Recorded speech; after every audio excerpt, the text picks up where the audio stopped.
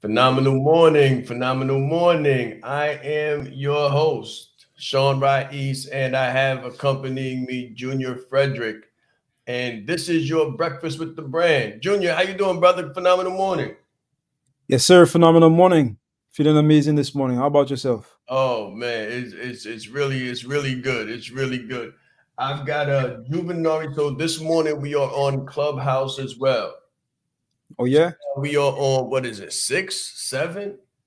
It's a nice amount of platforms. We're on Facebook, LinkedIn, Twitter, Instagram, as well as Clubhouse, So I was telling you this morning, right? I had a conversation about branding, personal branding at work, and what that looks like.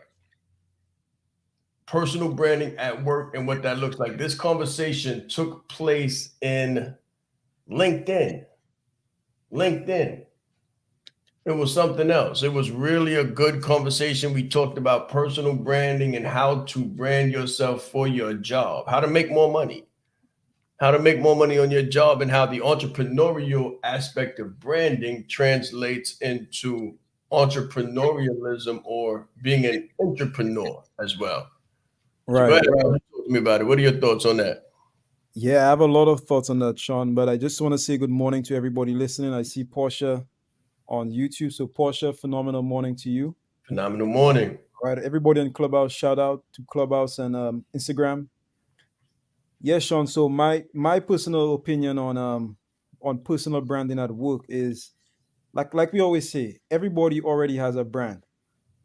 The only question is, are you going to play an active role in the development of your brand? So if you're going to an organization right now, it means that you have a brand. When you walk inside the building, people get a feeling for who you are, right? You bring a certain energy to the workplace. You have a certain reputation.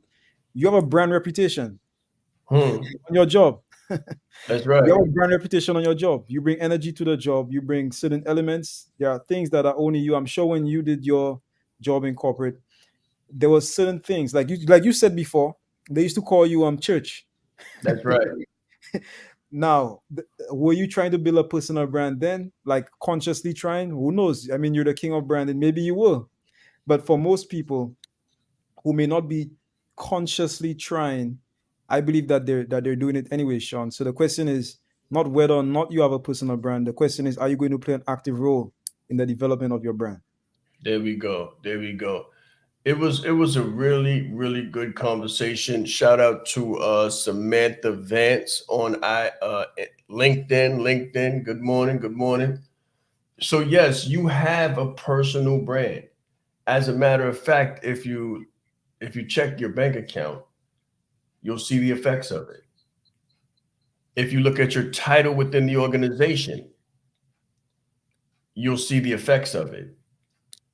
If you look at your vacation package, you'll see the effects of it. And if you see how people accord you, respond to you, articulate around you, and experience you in the marketplace, you will see the effects of your personal brand. You can't run, you can't hide.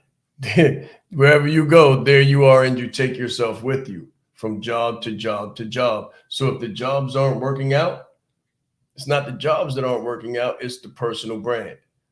If you find yourself going from relationship to relationship to relationship, it's not the relationships that aren't working out or the opposite sex. It's actually the personal brand that we bring with us to every opportunity and to every situation. So again, it's not about external factors.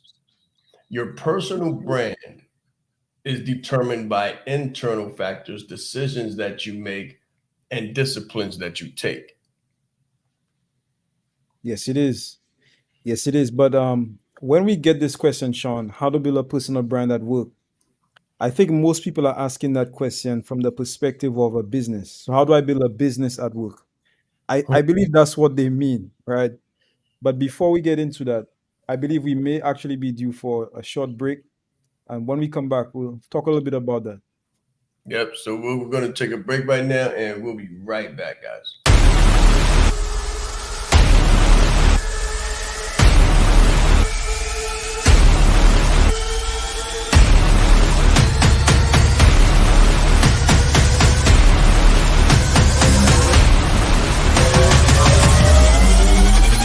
I'm just a kid from Harlem who God chose to show his favor.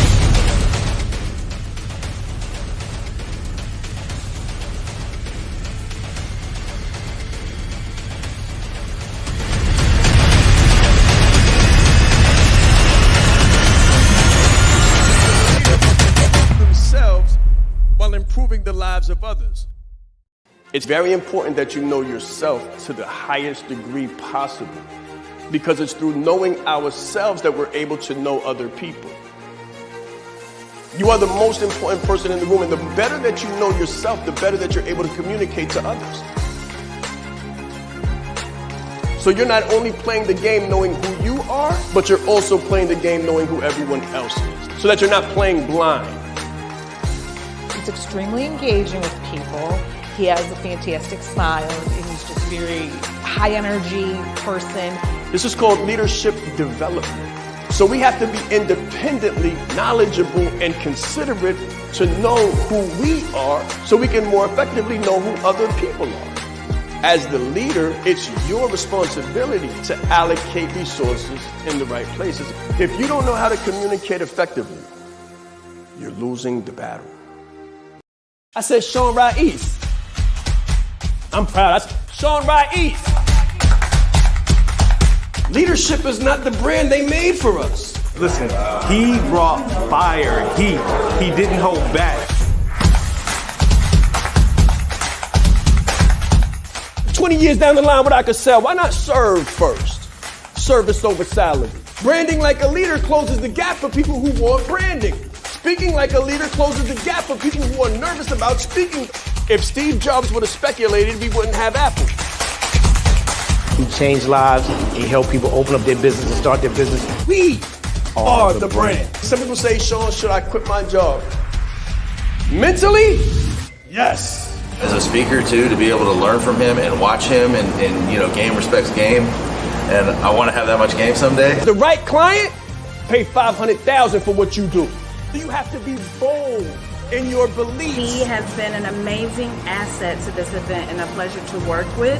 Very captivating, collaborative, worked very well with the audience. I want to help you. Put a 0 behind your number, right?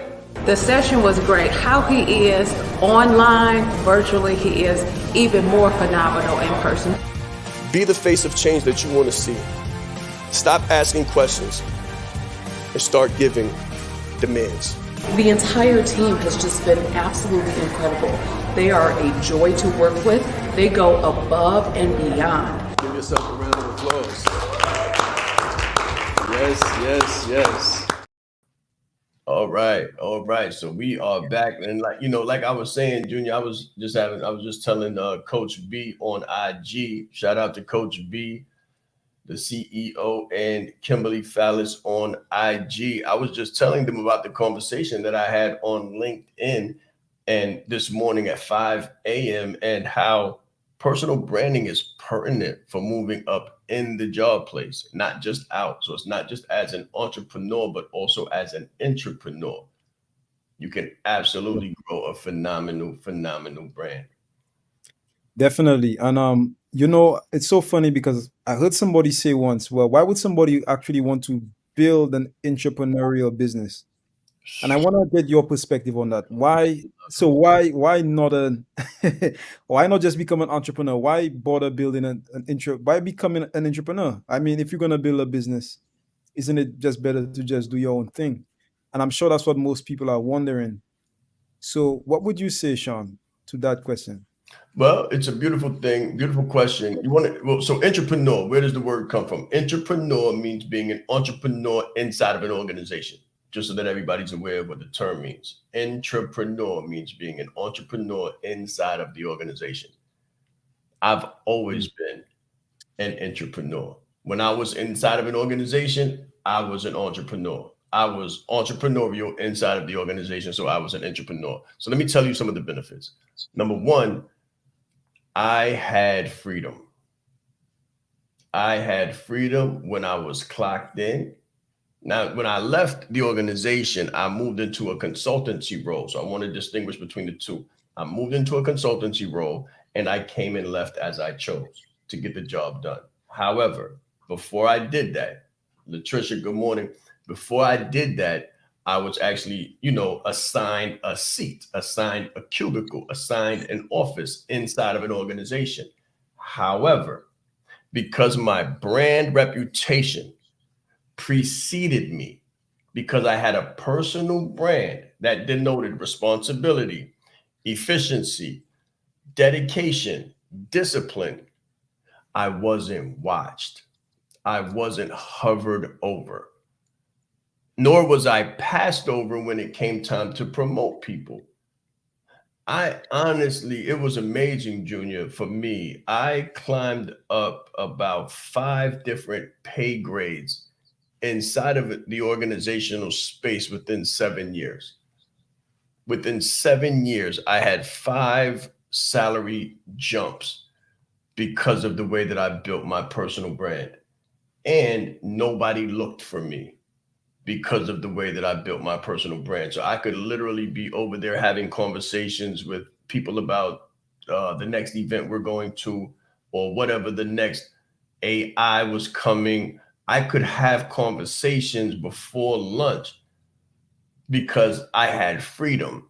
And the reason I had freedom and the reason I surpassed people who were there long before me in salary, the reason why I got promoted was because of my personal brand and the way I carried myself. Sean, it's so interesting. When I hear you say that, I'm wondering to myself, how many of those skills as an entrepreneur are transferable or rather necessary to become successful as an entrepreneur? All of them. All of them. Every single last. So Junior just asked me about transferable skills. Everybody on IG, just in case you didn't hear it, Clubhouse. Listen, when it came to transferable skills, so the first transferable skill that I can think about is articulation, communication, clear, concise communication. Now, you learn this in an MBA, but you don't have to have an MBA to learn articulation, or what we call speaking like a leader. And it reminds me of Warren Buffett and his story about the greatest investment. So when Warren Buffett talks about the greatest investment that he ever made, he talks about the investment that he made in his speaking ability, his ability to speak with clarity and comprehensively, and what's being termed smart brevity. Smart brevity. So he took a training early on, very early on, in clear communication. And he said it was the best $100 that he ever spent. Now, of course, $100 then is akin to $5,000 to $10,000 now.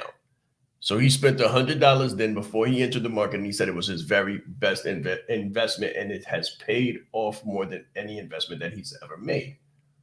For those of you who know, I am a professional speaker, and I was taking an MBA in human resources leadership with Jack Welch at the Jack Welch Management Institute. And the communications curriculum was very, very intensive, very intensive.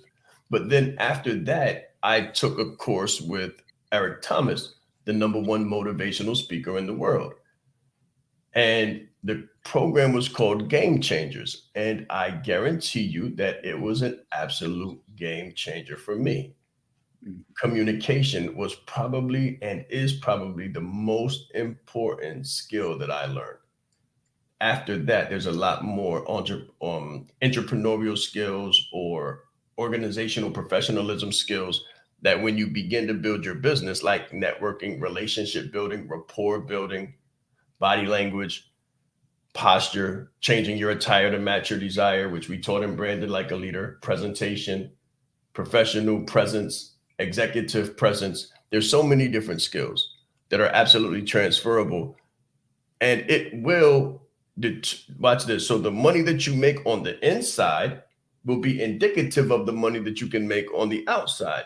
The impact that you make within an organization is indicative of the leadership and the impact that you can make on the outside of the organization. So just for instance, before I stop, I walked the halls of organizations as an intern and was asked if I was the CEO.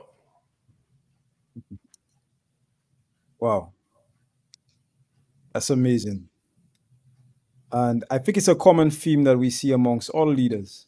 Anybody with some sort of leadership capacity, or you just know, Sean, right? When you're a leader, like nobody has to tell you, hey, Nope. are you a leader? You just know. You just know. It's just a knowing. And I feel like all leaders can resonate with what you're saying right now. My next question is, how does one get started? How does one get started with what exactly? Well, how does one get started building a personal brand inside a business? I love it. Or rather, how do they consciously start? Because they've already started, right? They They've already have started. already started, but they just haven't become aware. Exactly. Right. So again, shout out to everybody on IG, everybody on Clubhouse, and everybody on Facebook, LinkedIn, Twitter, and YouTube. You have to be intentional. You have to be intentional. So Coach B says you need to be multifaceted. Darren, phenomenal morning, brother. We're talking about personal branding and personal branding at work and within your organization, whether you're an entrepreneur or an entrepreneur, and how to put a zero behind your number or have more impact, right? So you asked me about impact and how do we have impact, and then you asked me about transferable skills, and I said that most transferable skill is phenomenal morning. The most transferable skill is communication, crystal clarity and communication. And then you asked me, how do you do it? How do you go about curating that personal brand inside the organization? And the first thing is you have to have intention. You have to have intention. So while I was on the call this morning on LinkedIn, I told everybody, I said, listen, you want to create your ideal life first. What is the vision? Just the exercise of having a vision. That's a CEO exercise. Most employees are not asked to have a vision or design a vision or think with vision. That's an entrepreneurial trait. But when you think with vision and your vision is to create your ideal life and then reverse engineer that, who would you have to be? How would you have to show up? Who would you have to know? How would you dress in your best version? I used to do this exercise so long ago. Sometimes the conversations that we have will lead me to other conversations that I've had, or other conversations that we've had, or other trainings that I've given. And let me give you an example of what that looks like. More than 10 years ago, in the inner city doing counseling, I had an exercise. The exercise was to put a whiteboard up, and everybody can do this exercise right now. If you want to get deep, like if you want to get deep and get some impact for real on a Friday morning, do this exercise. Take out a piece of paper, take out a pen, draw a line across the top, and put 2028. 2028. We're not going to go too far. We're not going to do 10 years, but 2028. So 5 years into the future. What are you wearing? What are you wearing? 5 years into the future. It's 2028. You're waking up and you're about to get dressed. You go into the closet. What are you taking out? What are you wearing? How do you weigh? What is your weight? How do you feel? Are you stocky? Are you striated? Right? Or they call it ripped and jacked, right? Are you cut up? What is your weight? What kind of watch do you wear? What kind of watch do you put on in 2028, January 27th? We're fast forwarding. This is vision building. We're fast forwarding. This is vision building. What kind of shoes do you put on? For women, what kind of bag do you have?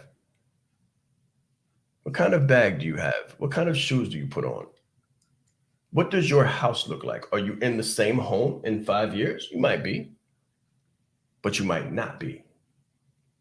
Again, this is designing your ideal life. So, in designing your ideal life, when you open your eyes, what is the ideal vision? Is there a pool? Are you in Miami? Are you in Dubai? And I'm going to end with this, right? I'm going to end with this. Where are you going? Where are you going? Are you going to your home office to start your day like I'm in my home office? Or are you going to a job, someone else's situation? And it's okay if you are. I know people that are making $250,000 and above as an employee. I know people who are making $750,000 as a consultant. I know people who make more than multiple $1,000,000 as a consultant for organizations, and they report to a job place. So it doesn't have to be an entrepreneurial setting or what's formally seen as an entrepreneurial setting for you to be an entrepreneur and a business owner. You can own your business and contract with other businesses and show up there and get paid a lot more than you will as a regular W-2. It's called strategy. It's called strategy. How do you articulate your personal brand, and what is the strategy that you use when you position it? And I said I was going to stop there, but I'm not. I'm going to go one further.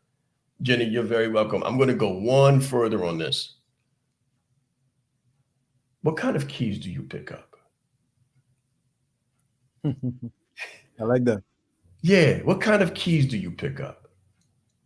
What kind of keys do you pick up? So you're going somewhere and you need keys to get there. You got your watch, right? You got your attire. Hopefully you've changed your attire to match your desire. You're in your home. Hopefully you're in your home and your home is phenomenal, beautiful. I don't know what it looks like. Marble floors, whatever it looks like. Oh, what's the smell? But then you pick up your keys. And it's the best part for me. It's one of the best parts for me. What kind of keys do you have? What kind of keys do you have? Is it the A8, the Audi A8? Is it the Lexus? Is it the 7 Series BMW? Or is it the Mercedes? Is it a Maybach? Are you even driving? Do you have a chauffeur? What does it look like? And then to come back to reality, who do you have to be now? That's the intentionality of creating the personal brand. Who do you have to be now in order to walk into that reality in 2028? That was good, Sean. I actually wrote down. I was doing the exercise myself, and I wrote down. Good. I wrote down Lamborghini, man. I Come on, let's go. wrote down Let's Lamborghini, go. brother. And as you're speaking, I'm thinking about the concept of growth, right? I'm thinking about growth, Yes. and I'm thinking about strategy. I'm Yes. thinking about growth and just life. You know what I mean? At some point, so let's say for somebody who actually wants to stay in the business, Mm-hmm. become an entrepreneur, do Okay. you feel like they ever arrive at a point of growth where it's now time for them to maybe their vision expands further than the organization and it's time for them to come out? Do you see that? Is that something that you see with entrepreneurs? Is that a natural progression? Like on the scale of growth, is that something that you see as a natural Let me progression? let me add a little bit to that.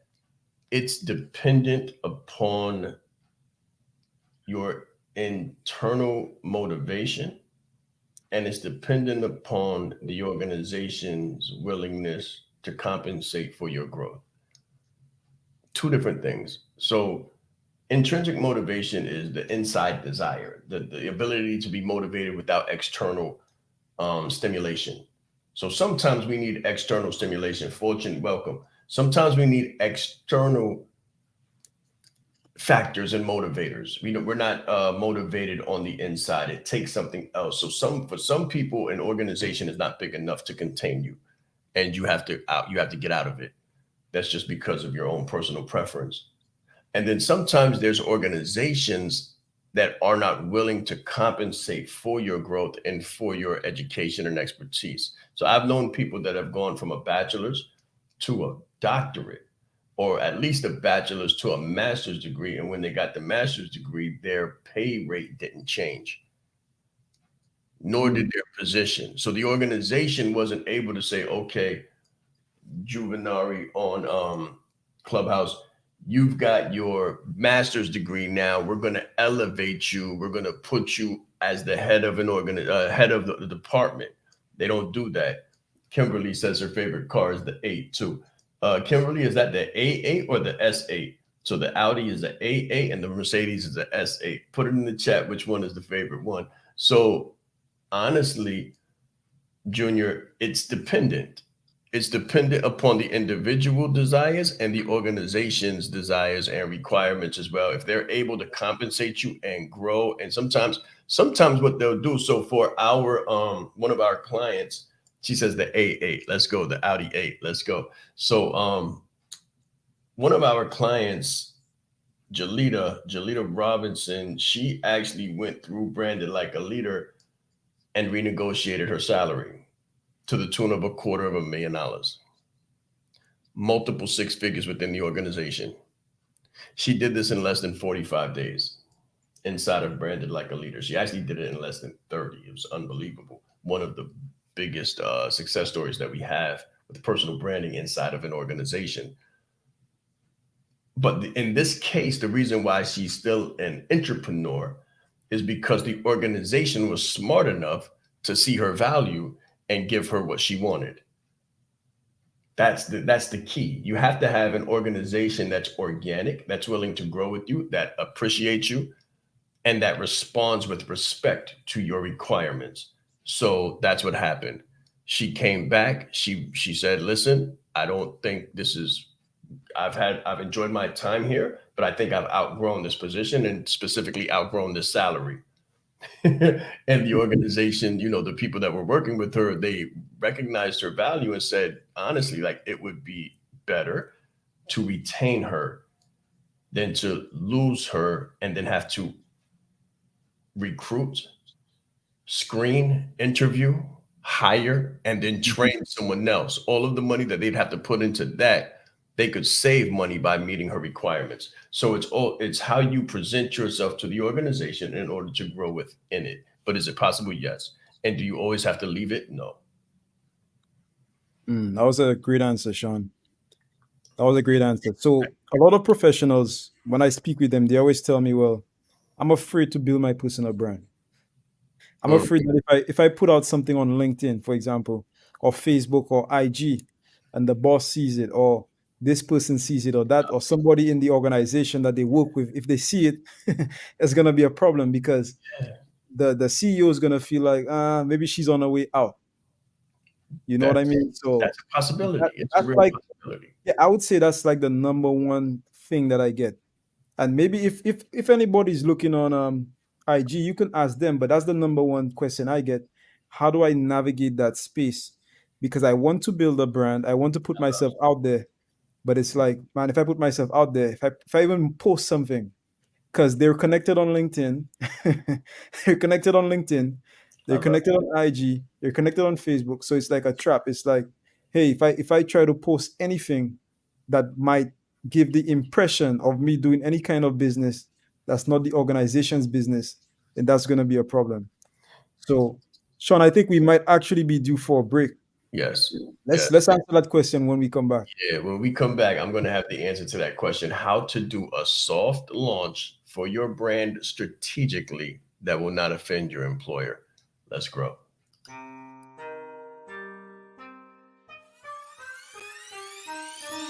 The reason why I did this and what I do is help leaders to become brands and brand themselves. You train people how to treat you by how you treat yourself. I teach authenticity marketing. If people can take advantage of you, they will in your personal or professional existence. My biggest takeaway just from day one is you are the brand. I would recommend it to anybody that's really looking to build a personal brand. Just the brand in general has changed my life. I've grown so much since I've been a part of this. I see myself in what he does, and I believe in it just as much as I believe in myself. Business is like a game of chess. It's not checkers. If you don't know how to lead with the personal brand, then you're losing the battle. Everything about Sean's talk was fantastic. I mean, I got so much from it. So he was really bringing fire and passion and just love and spirit to let everybody else know how do you become a leader amongst the leaders. You hold the key in your hand. There is more power in this phone than there was that took the first man to the moon. His energy, his dynamic information, gave a really great presentation. I didn't ask for any money. I didn't have an offer. I had a heart to help people and meet them where they were at and find their need and fulfill it. Sean is the bomb.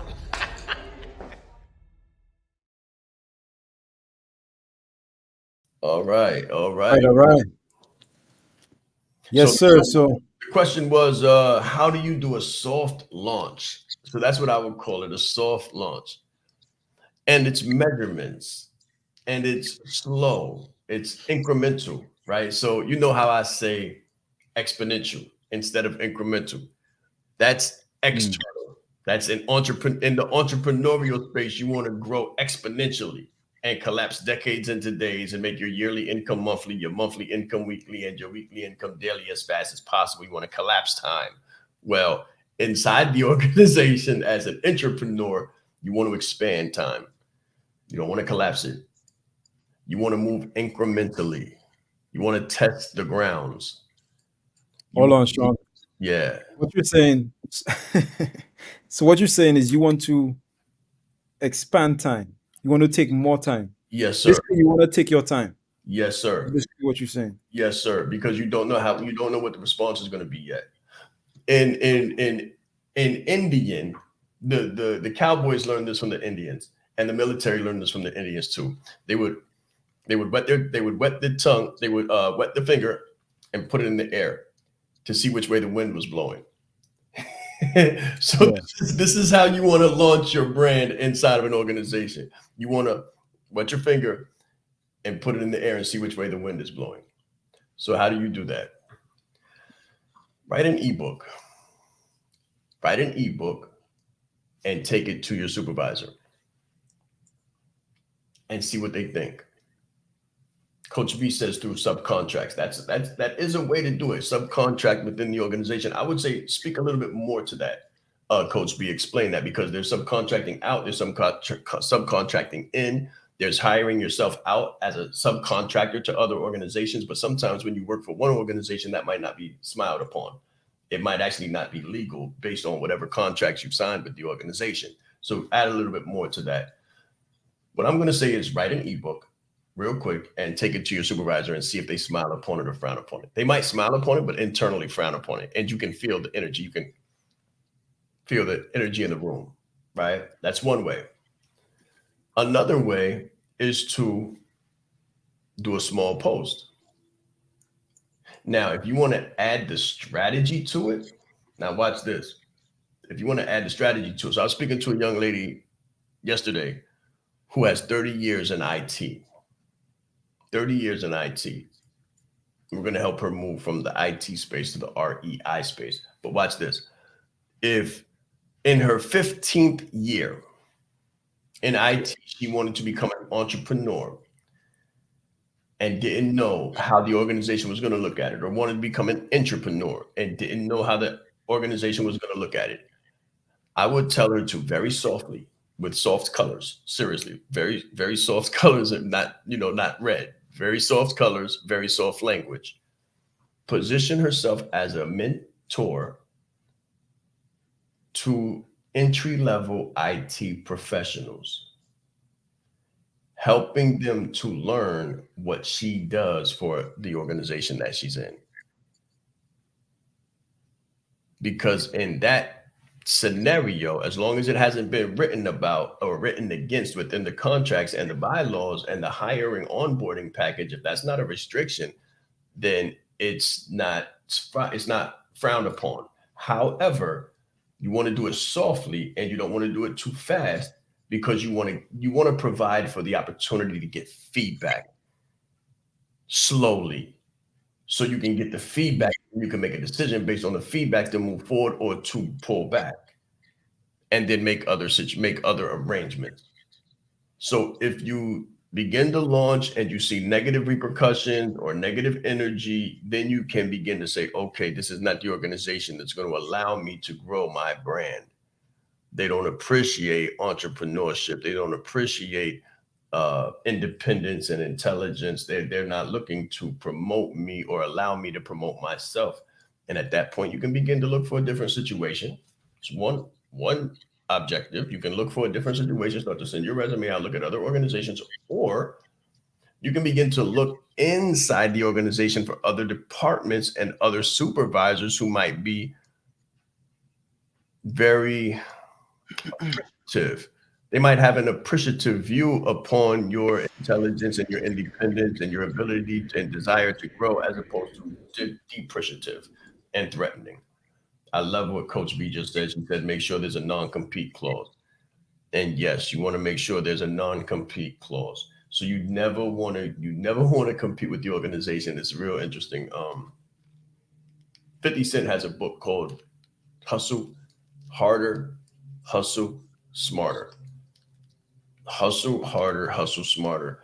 And in his book, he says you never want to outgrow the teacher. The student never outgrows the teacher. He actually took that from The Art of War. Mm-hmm.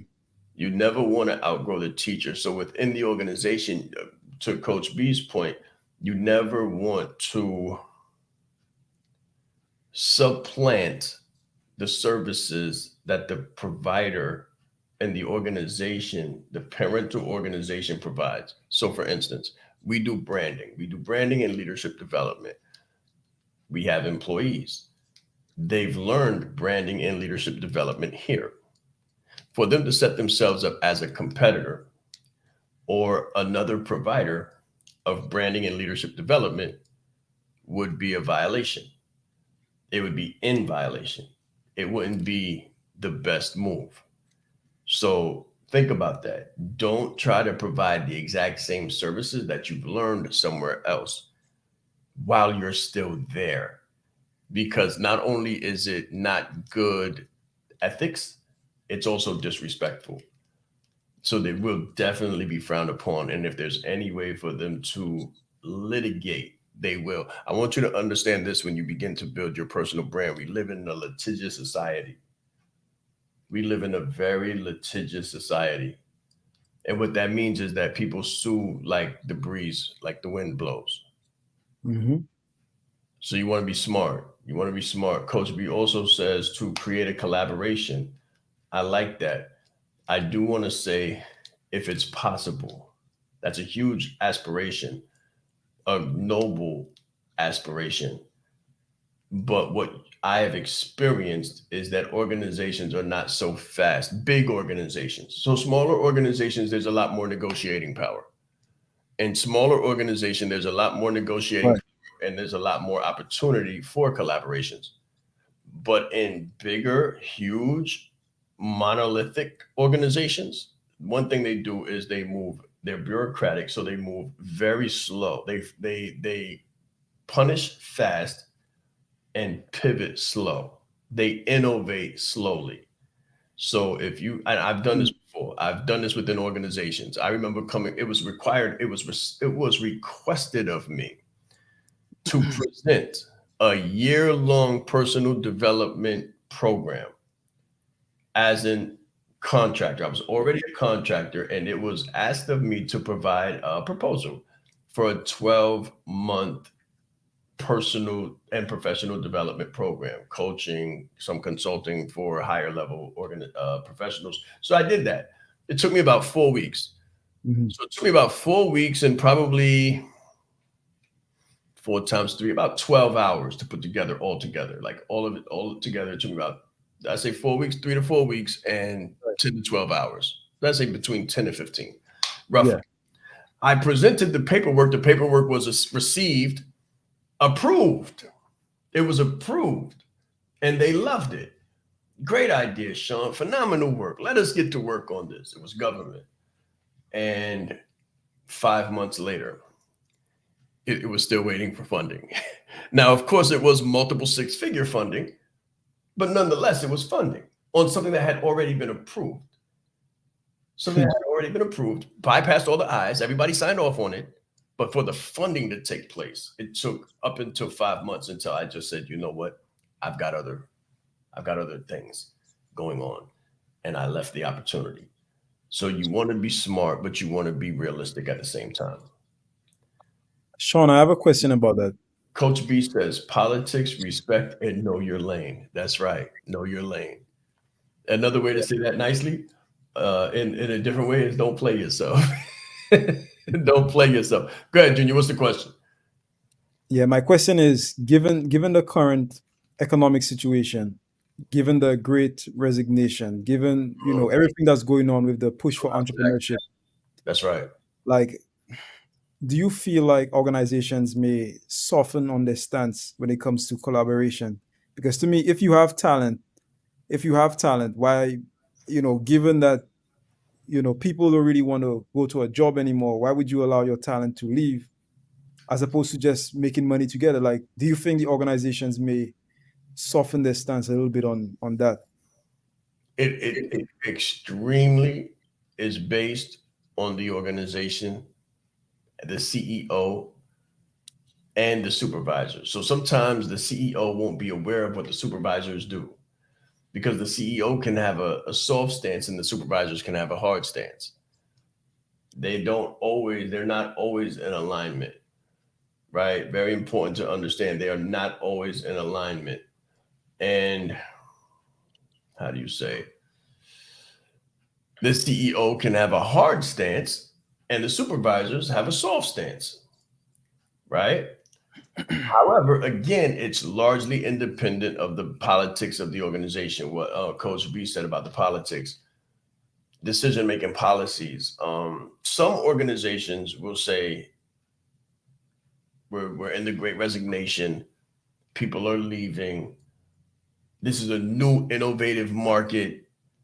Most people leave their job within 2 years and this is a job hopping market.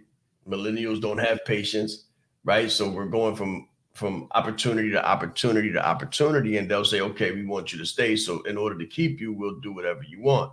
However, there's other organizations that are still compliance driven. And compliance driven organizations say, you violate, you're out of here. And there is no innovation. The innovation is this handbook. And if you the innovation is this handbook. Wow. Guidelines, protocol, there's cameras, you got a 15-minute break, and you got a 45-minute lunch. That's it. So it really, really is dependent upon where you lucked up.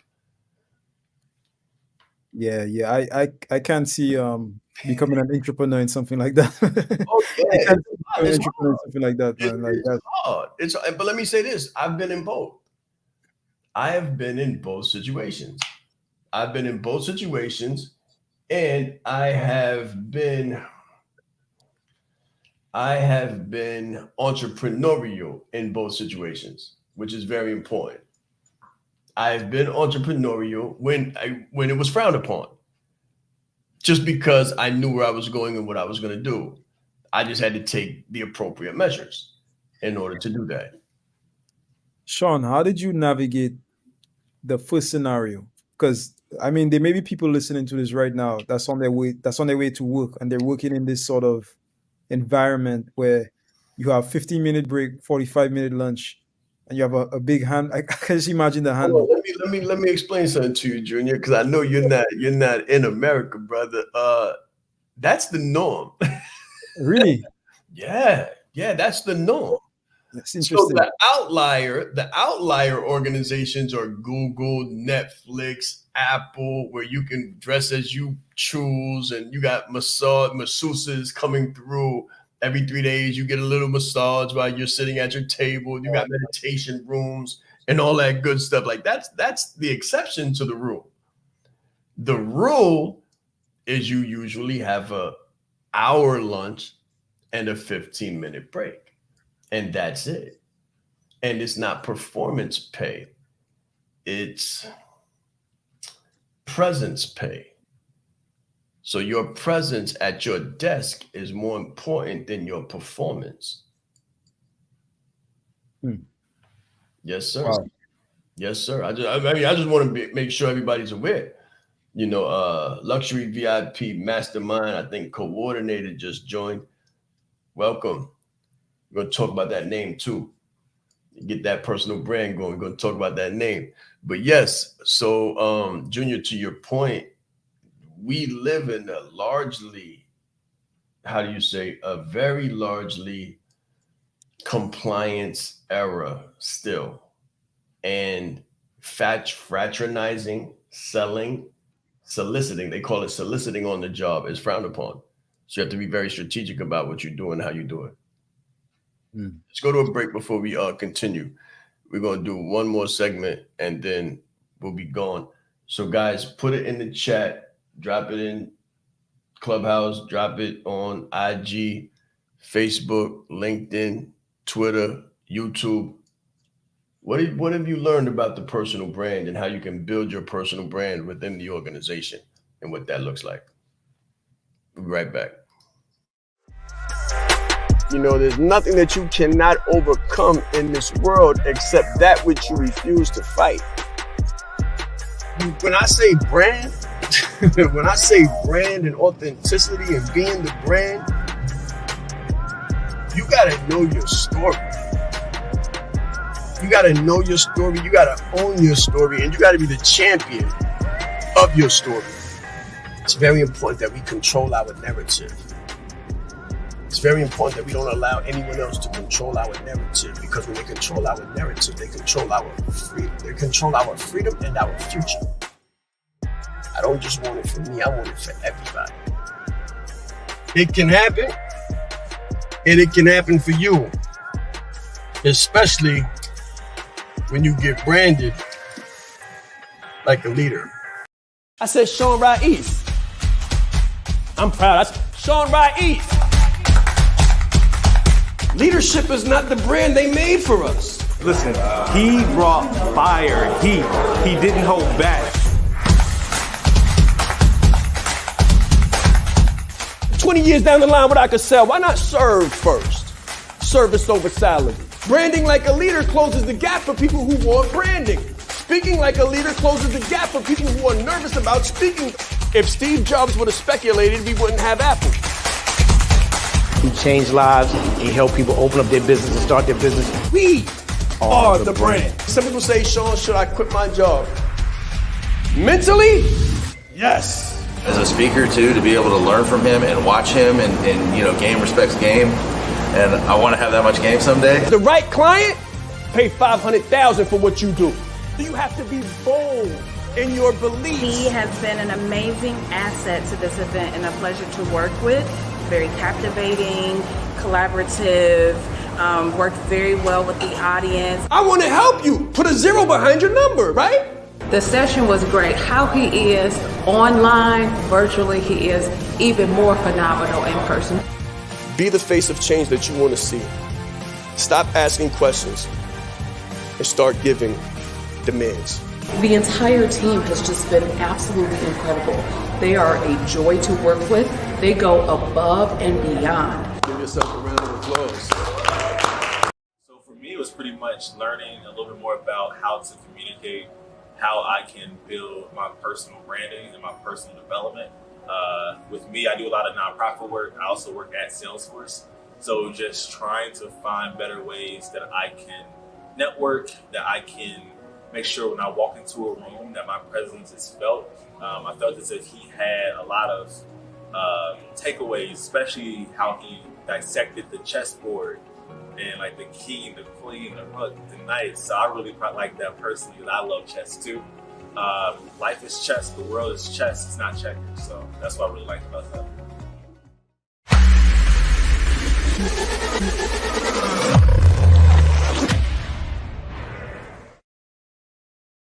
I'm Jackie Miller, and I was really drawn to Sean's personality from the moment that I did the Branding Like a Leader challenge. This was the free challenge that he offered, and I'm so glad that he offered it because I joined the class and I was blown away. First of all, by his giving personality. For me, it was the personality that really drew me in. But then as he was sharing his wealth of knowledge, I realized that there was so much that I didn't know. I already knew there was a lot I didn't know, but there was so much that I didn't know. And he was just freely giving this information. It was evident that he really wanted to help people. And as somebody who likes to help people, I connected with that. And then I was able to connect not only with Sean, but then with his team, with Junior and with Jason, Mr. B, and just the entire team has just been absolutely incredible. They are a joy to work with. They go above and beyond. One day, something had come up, and Junior he texted me just to see how I was doing, and that really touched my heart. So that relational piece is there. So if you were having any doubts about what Mr. Sean Wright East and his team with the brand can offer you, let me let you know. It is a treat and it is a joy, and you will not be disappointed.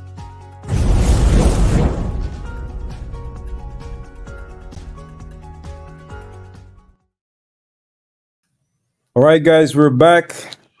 I was just Sean. I was just giving a lot to IG.